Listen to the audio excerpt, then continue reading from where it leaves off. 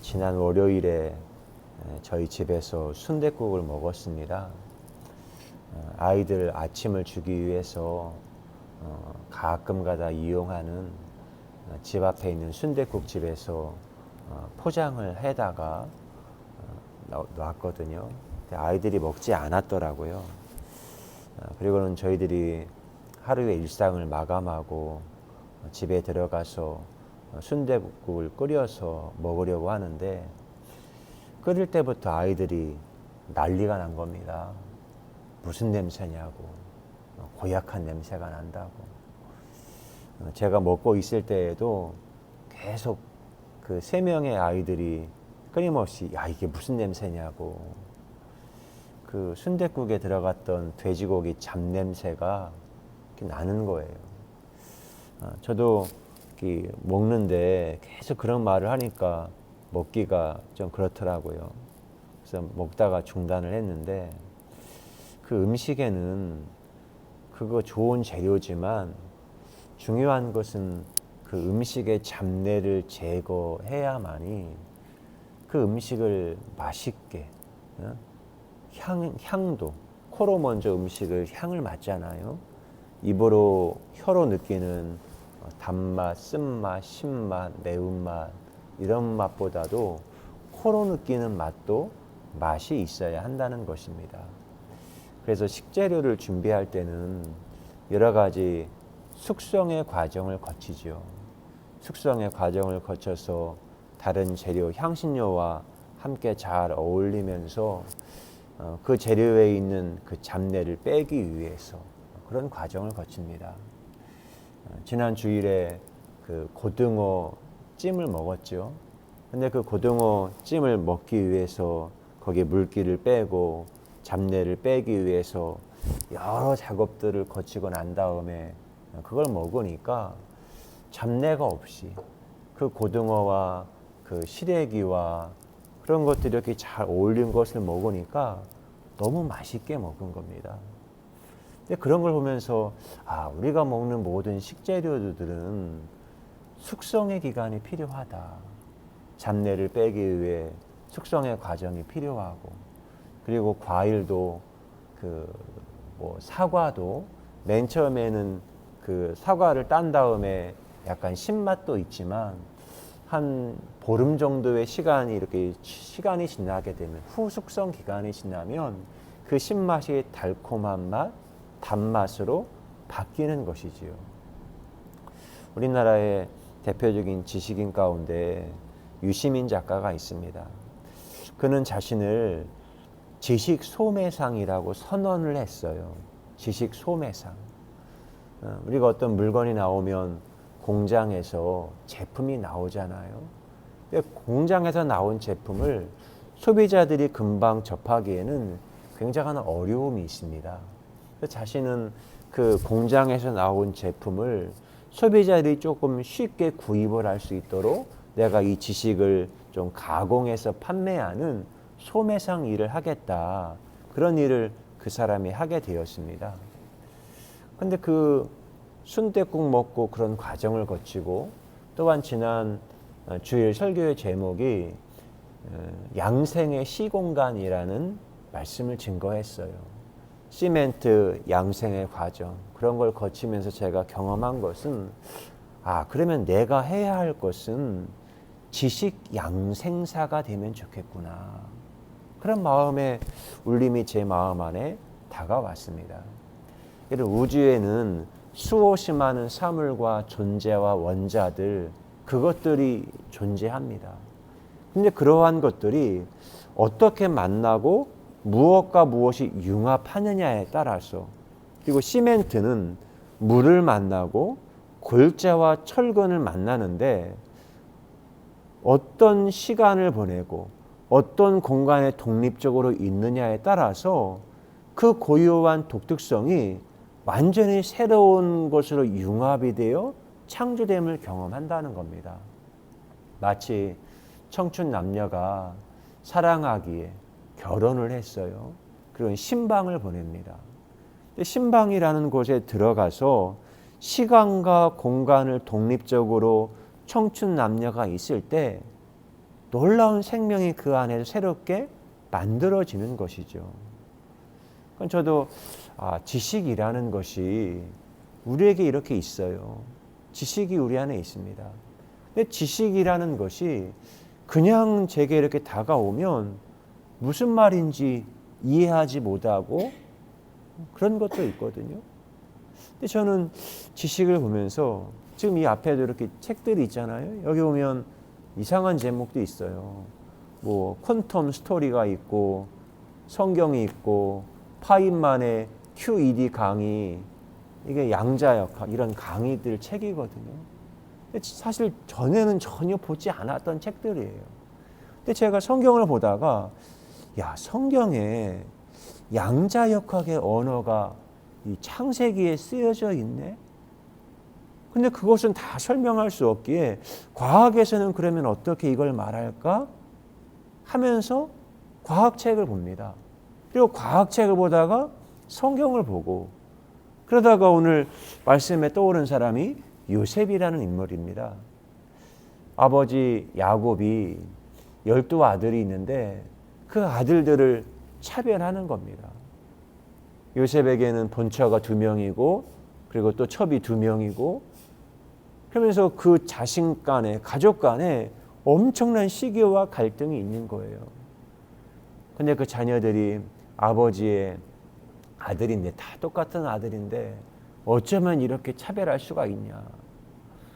그래서 그 아들들이 아버지에게 안갚음하고 싶어요.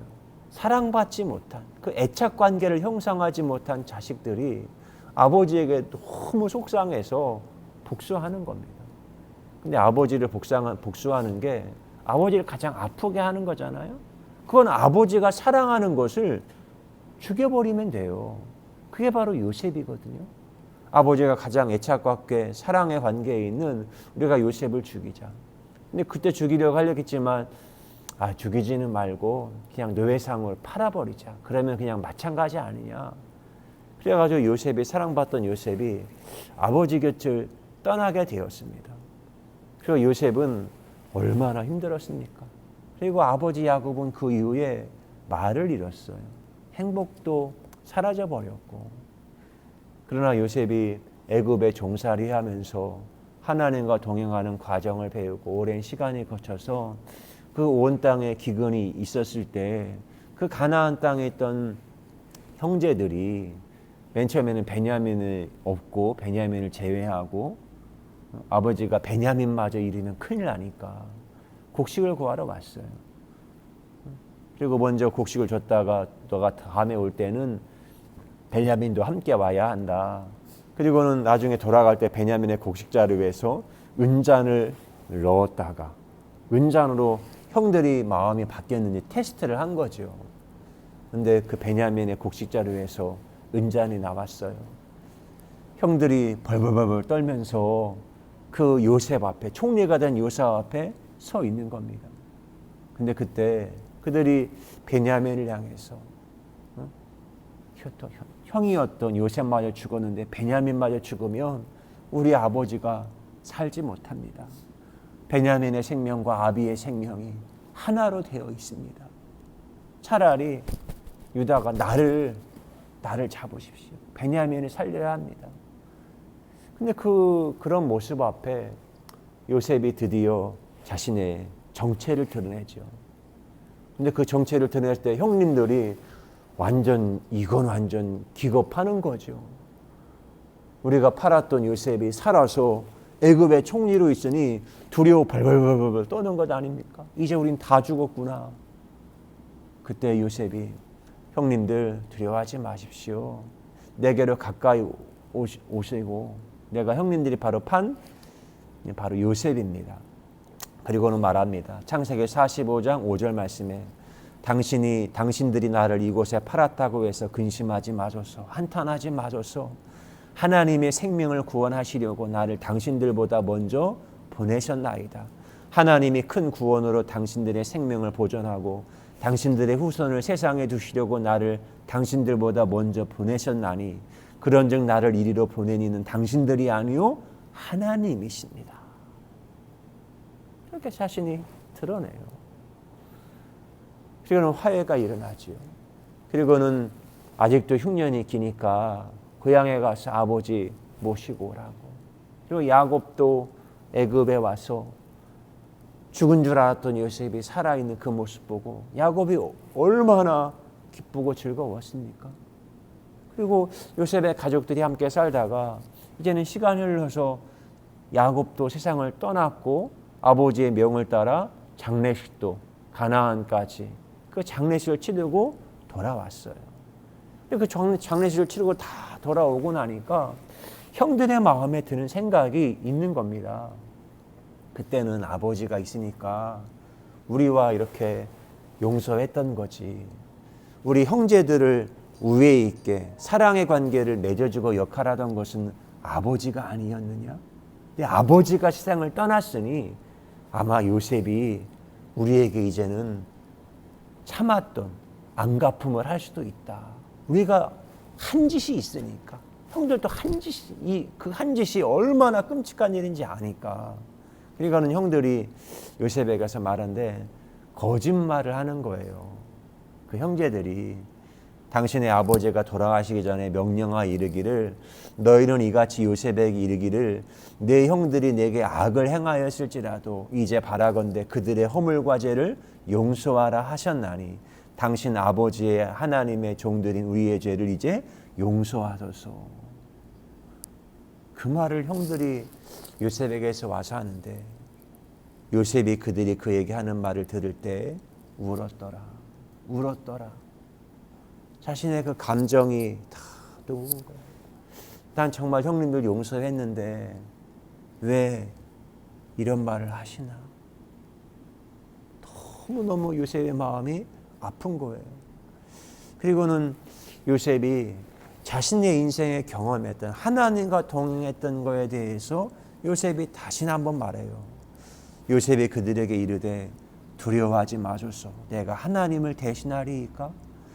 당신들은 나를 해하려 하였으나 하나님은 그것을 선으로 바꾸사 오늘과 같이 많은 백성의 생명을 구원하게 하시려 하셨나니. 당신들은 나에게 악으로 대했는지 모르지만 하나님은 이 모든 걸 선으로 바꾸셨습니다. 그리고 중요한 여기 이 말이 나와 21절 말씀에 당신들은 두려워하지 마소서. 내가 당신들과 당신들의 자녀를 기르리이다. 이게 기를 양이거든요. 양생의 시간. 그 양이 기를 양이에요. 제가 대신 양육하겠습니다. 당신들의 자녀를 제가 양생하도록 하겠습니다. 내가 낳은 내 새끼는 아니지만 당신들도 내 새끼를 같이 여기고 내가 기르고 양생의 시간을 갖겠습니다. 그러니까 요셉은 그 하나님과 동행하며 진짜 아름다움을 경험한 거예요. 그 아름다움이 선이라는 거죠. 악을 선으로 바꾸신 하나님을 요셉은 일상의 삶에서 그 아름다움을 창조해 가시는 하나님을 느꼈지요. 그 말씀이었고. 그래서 말씀이라는 것은 우리 영혼 안에 있는 떨림과 같은 거거든요. 그리고 요셉은 그 영혼의 떨림을 지금 언어로 표현했고 악을 선으로 바꾸신 하나님이라 그걸 표현했습니다. 성경에 이제 아브라함부터 아브라함, 이삭, 야곱, 요셉 이렇게 4명의 족장의 이야기가 나옵니다. 그 족장을 보면 아브라함이 하나님의 현현을 만난 거, 이삭도 만났고 야곱도 만났어요. 물론 아브라함이 한 10번인가요? 그렇게 있고 이삭이 있고 이렇게 야곱 이렇게 줄어드는데 요셉은 단 한 번도 하나님을 만났다는 경험이 단 한 번도 없습니다. 그가 종살이 할 때 하나님과 함께 하시면 형통한 자 되었다 이런 표현이 있지 하나님을 만난 경험은 한 번도 없어요. 요셉은. 그런데 그의 인생을 보면 하나님이 함께 하심이 보여요. 눈으로 하나님을 보지는 않았지만 직접 귀로 하나님의 음성을 듣지 않았지만 요셉은 하나님을 심장으로 영혼으로 그걸 느꼈고 그걸 언어로 표현을 했습니다. 제가 시퀀스라는 시를 썼어요. 시퀀스는 어떤 하나의 목표에 다다르기까지 하는 어떤 일련의 과정이거든요. 저도 전임 목회를 하다가 이제는 자영업 세계, 노동계에 와서 일을 하다가 보니까 많은 어려움이 왔죠. 저에게도 요셉처럼 하나님의 눈으로 보입니까? 뭐 직접 들립니까? 그런데 돌이켜보니까 하나님이 악을 선으로 바꾸신 하나님의 그 현현하는 모습, 그게 있는 거예요. 근데 그때마다 제가 하는 게 제가 노래를 하고 시를 쓰는 겁니다. 시퀀스, 선악의 저편에서 떨려오는 진동, 프론트맨의 감시의 금을 알기에 스스로 눈을 감고 귀를 막았다.